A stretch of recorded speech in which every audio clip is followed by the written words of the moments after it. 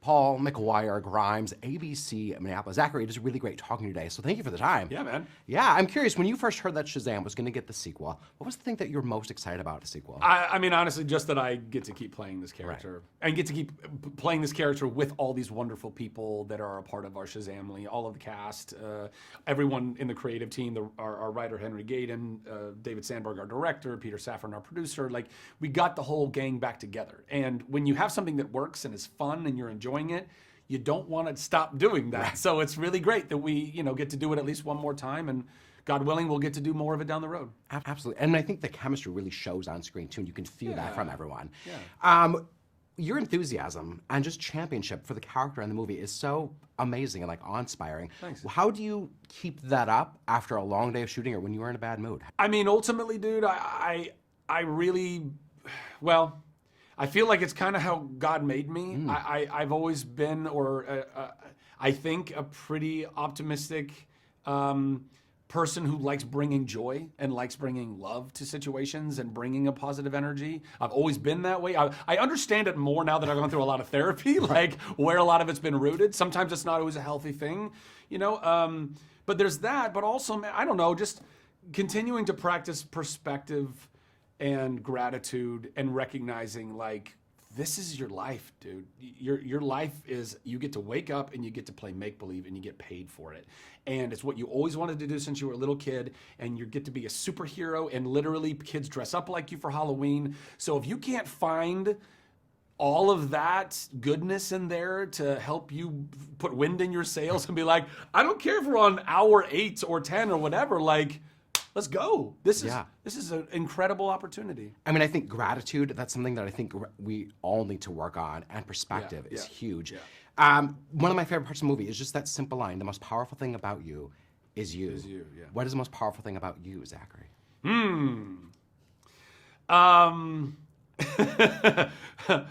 What is the most, I mean, I think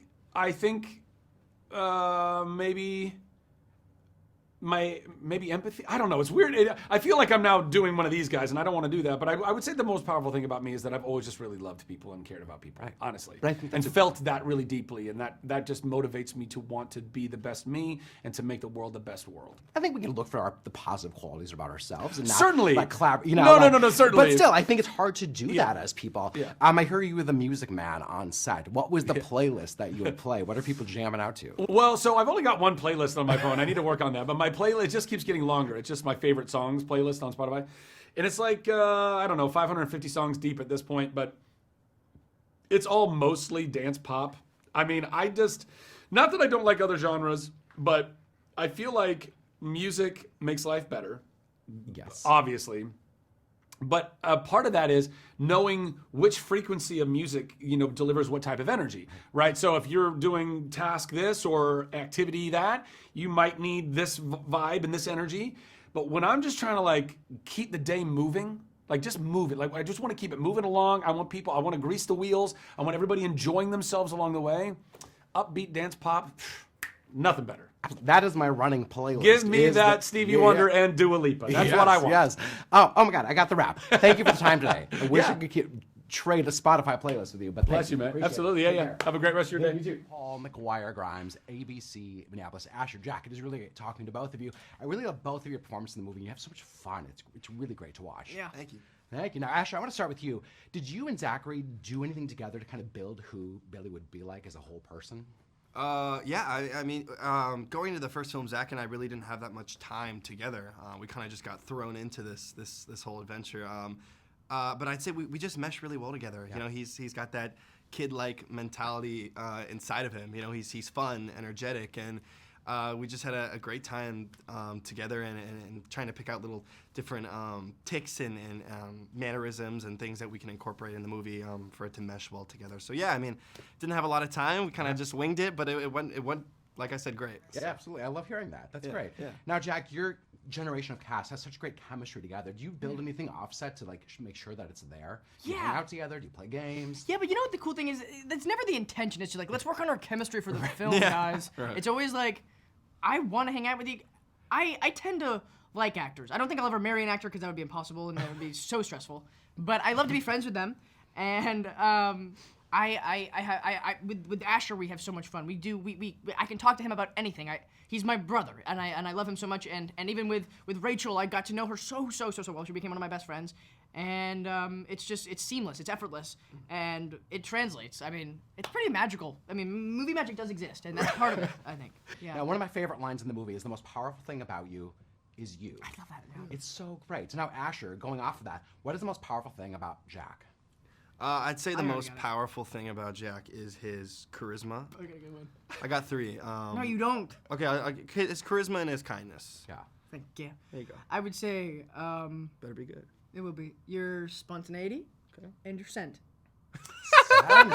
It's funny. You did. Irreplaceable. Right as I walked in the room, he's like, "Dang, you smell really good." You smell. Is it a cologne? Is it a deodorant? I think it's just curious about just his musk glands. musk. He hides them in his pelvis. I can't do that. It's a family movie. It's the Red loins. Bull. Right. I'm That's where curious. the musk is are. Are there other DC characters? Like, if you could run DC, who would you want your characters to go up against in battle? Michael Keaton. Peter Safran. I'm kidding. Because James Gunn. James Gunn. Yeah. Who do I want my character to go up against? Ooh, that's funny. I don't know. Maybe like Nightwing would be fun. Right. Ooh, that actually that'd be really fun to see. Yeah. Yeah, that'd be fun. Do you have a favorite Batman? Christian Bale. Oh, yeah, absolutely. Smart. Who's yours? Yeah. Christian or Michael? It Yeah. kind of depends on what I'm in the mood for. Yeah, he does I too. grew up with Michael, but I Yeah. love Yes. Nolan's Dark Knight trilogy. Masterpieces. Incredible. Absolute Oh masterpieces. yeah, you can watch it all in a day, and it's a crazy great day. What do you take away from sharing scenes with the great Helen Mirren? What do I honestly? Nothing. She sucked. I'm kidding. No, she made working on this movie more fun than I could have imagined.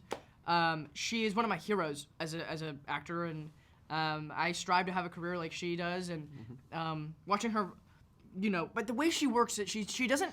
You would expect that she would take herself seriously, and I would have to walk on eggshells around her because she's a dame, she's a queen, literally. And I thought, I'm walking a thin wire working with this incredible Oscar-winning maven. But she's making fart jokes. She's like poking me, and we're having a blast. She's like triple dotting, daring me to like jump off the building onto mats and getting me in trouble. We had so much fun together. Oh my god, I love hearing that about Dame Helen Mirren. I know, Dame She's Helen expected to be Mirren. so like posh, and now she's like She's so joking far from about. that posh. She's awesome. She's lewd. She's no Queen Elizabeth. No, but she is. Asher, what do you take away from this movie, and what did you learn about yourself now doing 2 of these? Oh man, my biggest takeaway, I guess. Wow, that's hard. I feel like what I learned from it is, like, the experience goes by so quickly. We're already on our sequel, so I think the most important thing for us, because we're so young, is never take anything for granted, because anyone would die to be in the position that we're in. So the fact that we get to live out our dreams, and like I say all the time, it's wish fulfillment as a kid. So I think just being in the moment, being present, was kind of my biggest takeaway. And what did I learn? That's great. Being Friendship. present. Yeah, I love it. I got Family. the wrap. It was great talking to both of you today. I really appreciate it. Yeah, we Thank you for appreciate the you. time. Thank you so much. Thank you. David, is so great talking to you today. I'm curious, you directed both of the movies now. Was there a part of the story or even the filmmaking that you were the most excited about looking in and going into the sequel?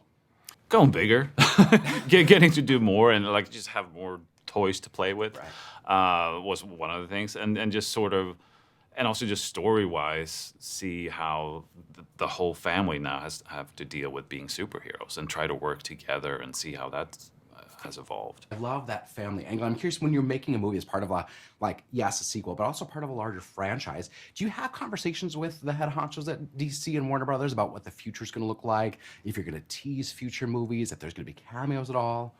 Not so much sort of what's in the other movies, because Shazam has always been a little bit of a standalone thing. Like, there's a lot of reference and even sort of appearances from various characters in them. But story-wise, it's not like you have to have seen all the other movies to keep up, Yeah.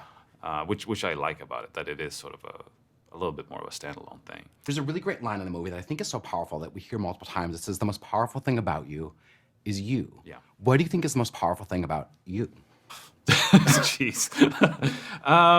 I think we can praise Well, I don't ourselves. talk too much. I've been called a very, very quiet director.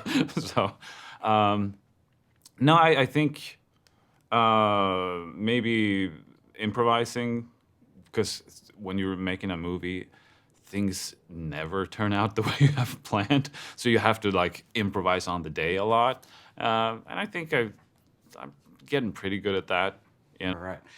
What do you think sets Shazam apart from all the other super movies out there, whether it's DC or Marvel? How do you then approach that and make sure that that is seen in your movie? Well, at the core, it's that he's a child, like, and it's that ultimate wish fulfillment of like a little kid that gets to become an adult superhero. I mean, that's no other superhero movie has that, and I think that's something that we really try to explore as much as possible. Did you have a wish in life that came true? Maybe it was being a director? Yeah, very much so, and I still can't believe it. Like I'm here, I'm talking to you, and like they let me make movies for some reason. I mean, how did you go about doing that? Because it takes planning and like a certain fortitude to go and do that. So how did you do that for yourself? I mean, I just kept making little no-budget shorts back home in Sweden, where I'm from, until one day the right people saw it, and I started getting calls from Hollywood who wanted to make movies with me. And it's like I didn't think it actually worked that easily, Like I got discovered thanks to a 2.5-minute short. Like 2.5 minutes was enough to like start this whole thing. What do you take away from this experience? What did you learn about yourself? Now that you're 2 Shazam movies in and you've kind of steered the ship.